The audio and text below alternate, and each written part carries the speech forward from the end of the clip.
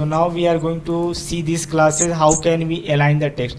So हमने पिछले class में देखा फॉन्ट टैब्स को, अभी हम लोग देखने जा रहे हैं अलाइनमेंट टैब के ऑप्शन को कैसे हम यूज करेंगे. ठीक है, सो हम अलाइनमेंट टैब ऑप्शन में आते हैं और यहाँ पर हम लोग वन बाई वन चेक करेंगे कि किस इस तरीके से कैसे हम अपने ऑप्शन को यूज करेंगे एक्सेल्स में. तो मान लीजिए हमारा टेक्स्ट है और इसको मुझे अलाइन करना है लेफ्ट और right.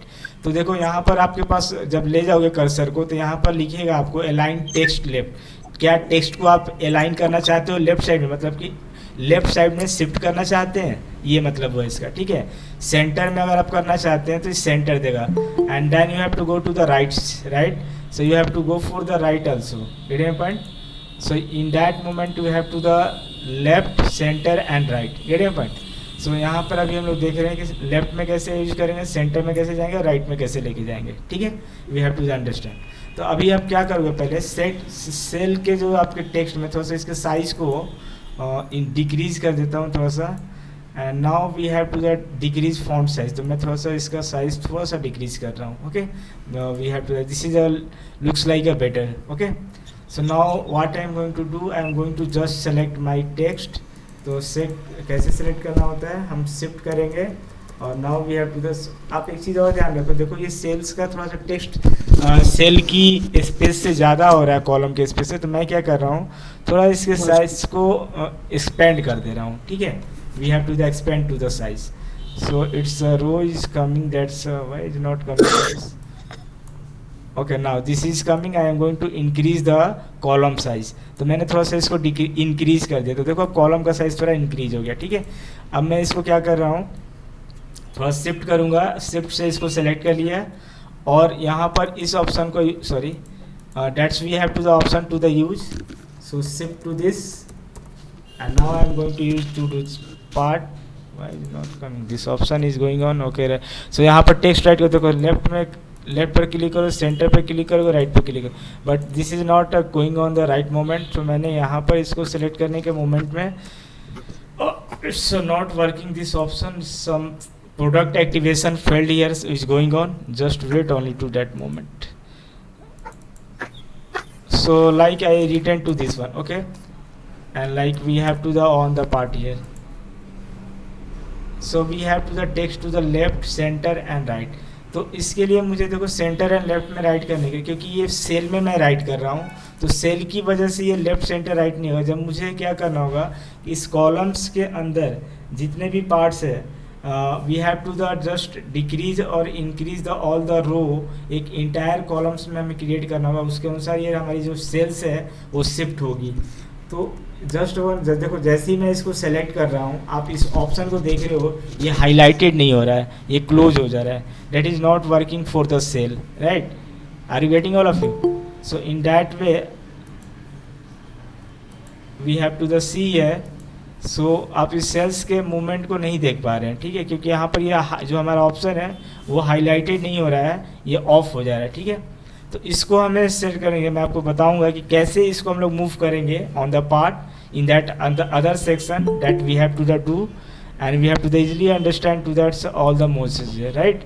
So now we have to go to this part, the selection of this text alignment. आप बस इतना सा समझ लीजिए कि जब भी आप टेक्स्ट को अलाइन करोगे ना, तो आपको ये ध्यान रखना है कि सेंटर जब लेफ्ट में ले जाना चाहोगे, सेंटर में ले जाना चाहोगे, राइट में ले जाना चाहोगे, इस ऑप्शन का यूज़ करोगे, राइट है? बट हमें उसके लिए क्या करना पड़ेगा कि ये जितने ऊपर वाला जो रो दिख रहा है आपको ना, इसको मुझे इंटायर एक सेटअप देना होगा. मतलब ये कॉलम्स का जो ये आपको लाइन दिख रही है, इसको मुझे आउट करना होगा. That it will be the work on the right way, right?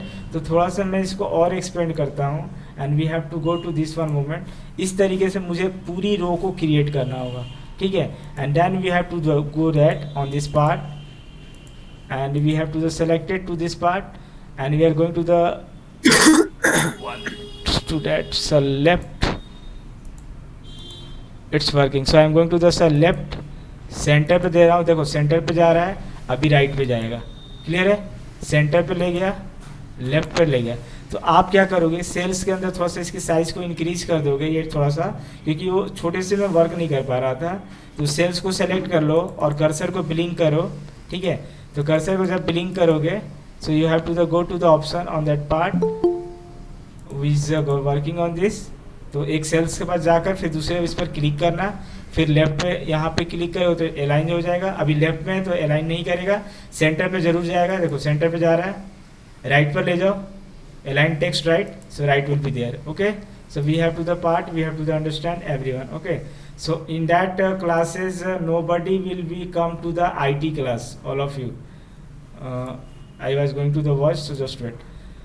So everyone is getting how can we go to the align the text. तो टेक्स्ट को जब भी अलाइन करना हो आप सेल्स में टेक्स्ट को राइट करिए, फिर आप दूसरे सेल्स पर क्लिक करिए, देन उस सेल्स पर आइए और तब इस ऑप्शन का यूज करिए, लेफ्ट सेंटर एंड राइट। अब देखो यहाँ पे सेकंड ऑप्शन में आपको दिखा बॉटम अलाइन कह रहा है, तो बॉटम अलाइन का मतलब क्या हुआ कि we have to the go bottom में अलाइन करना है, तो इसको मुझे बॉटम में लाना होगा। तो ये क्या है कि सेल्स के जो मान लो कि इस मैं थोड़ा सा रो को अलाइन कर रहा हूँ, इसको थोड़ा 1 minute, what I am going to do here, I am just increase, sorry row को मुझे इंक्रीज और डिक्रीज करना, तो ऐसे करते हैं ना यहाँ से, ठीक है। तो मैंने पूरे रो को इस तरीके से कर दिया, गेटिंग अ पॉइंट। तो मुझे क्या करना है कि इस टेक्स्ट को अलाइन करना है बॉटम ऑफ द पार्ट, ठीक है। तो मुझे इसको बॉटम में ले जाना है, तो थोड़ा इस सेल्स को पहले आप राइट साइड में क्लिक करो, देन यहाँ पर ये ऑप्शन हाईलाइटेड हो जाएगी। सो अभी बॉटम्स में ले जाना होगा, तो जब बॉटम में ले जाना, जैसे मान लीजिएगा टेक्स्ट यहाँ पर है, for example I go to this part, just wait, I just cut this Control X और यहाँ पर हमने पेस्ट कर दिया, ठीक है। तो that is the part we have to understand and my cell is here, wait to this, okay right, now come to, तो मैंने यहाँ पर देखो ये हमारे पास होता मिडिल अलाइन, नेक्स्ट देखना टॉप अलाइन, तो टॉप में अलाइन करेंगे तो देखो टॉप में गया टेक्स्ट, ठीक है। मिडिल अलाइन करेंगे तो मिडिल में आया, बॉटम में करेंगे तो बॉटम में जाएगा, आ रहा समझे। दिस इज द टॉप, ये टॉप पर गया, ये मिडिल में आएगा, इस पे करेंगे तो बॉटम नीचे आएगा, मतलब राइट। सो टेक्स्ट इस तरीके से मूव करेगा। तो हम जब भी टेक्स्ट की अलाइन करना चाहेंगे तो यहाँ से top, bottom, middle and bottom को यूज कर सकते हो, और यहाँ पर लेफ्ट है, राइट है और सेंटर को हम यूज करेंगे, ठीक है। Now in the other section I am going to tell you, अब इस टेक्स्ट को मुझे जो है इस पर थोड़ा सा इफेक्ट ये देना है कि ये देखो यहाँ पर आपको क्या दे रहा है, साइज को समझो, ओरिएंटेशन ऑप्शन।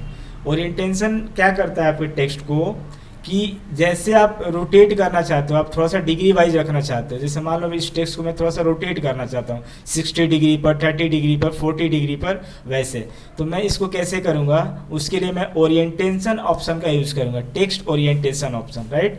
तो इस ऑप्शन को यूज़ करेंगे और इस पर क्लिक करेंगे तो देखो एंगल काउंटर क्लॉकवाइज है, तो जब इस पर क्लिक करोगे तो जो आपका टेक्स्ट है वो काउंटर क्लॉकवाइज रोटेट करेगा।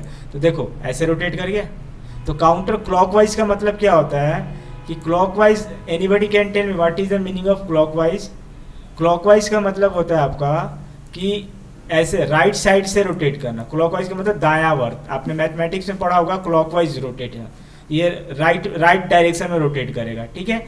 और एंटी क्लॉकवाइज का मतलब होता है लेफ्ट वाइज से, तो लेफ्ट डायरेक्शन से रोटेट करे, this is the anti clockwise and this is the clockwise, right.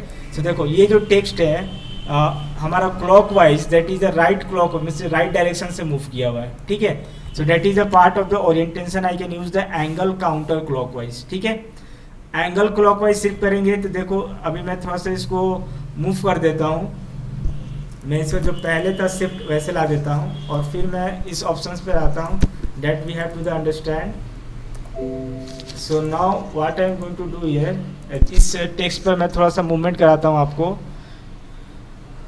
Something excel point is going on, just wait, okay. Now text orientation is going on, click करेंगे यहाँ पर, angle clockwise पर जाएंगे तो देखो ये क्लॉकवाइज से रोटेट कर गया, ठीक है।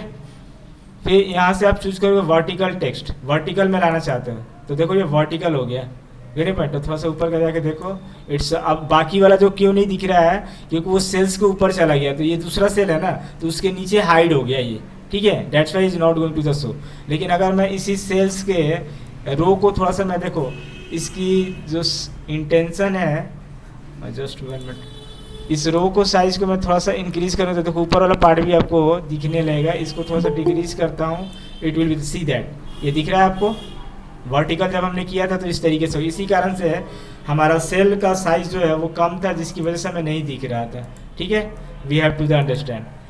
तो ये वर्टिकल हो गया हमारे पास। अब हॉरिजॉन्टल जब देखना होगा हमें, तो हॉरिजॉन्टल के लिए हमारे पास ऐसा है, वर्टिकल्स के लिए ये है, ठीक है। So what we have to do here, इस वर्टिकल्स पार्ट को अगर हमें मूव कराना होगा, रोटेट करना होगा, तो हमें इस ऑप्शन को यूज़ करना होगा, वर्टिकल टेक्स्ट, वो ऐसे आ जाएगा। टेक्स्ट को अप रोटेट कराना है, तो देखो ये टेक्स्ट जो है रोटेशन अप में हुआ, मतलब ऑल द टेक्स्ट जो था वो श्रिंकिंग करके अप में आ गया। इसको देखो जब मैं रोटेट टेक्स्ट अप कराऊंगा, so what will be the happen here, इस पर इफेक्ट क्या आएगा देखना इसको, this we have to the see, rotate text up, clear है। So that is the movement. Rotate text down देखना क्या मूवमेंट करेगा, तो जहाँ था पहले वहाँ पर डाउन से मूवमेंट किया हुआ है, क्लियर है। सो इन दैट में we can move our text the degree of the orientation part of your selection wise of your data, right? So in that way you can select all the your text one by one and rotate the your degree, मतलब अपने text को जिस degree से rotate करना चाहोगे वो यहाँ पर देख लो, आप जो इफेक्ट देना चाहते हो आप यहाँ से दे सकते हो, getting point. So that's why we can use the text alignment option. I hope all of you are getting to this, watch to this section and enjoying with that today all of that, right? So thank you very much.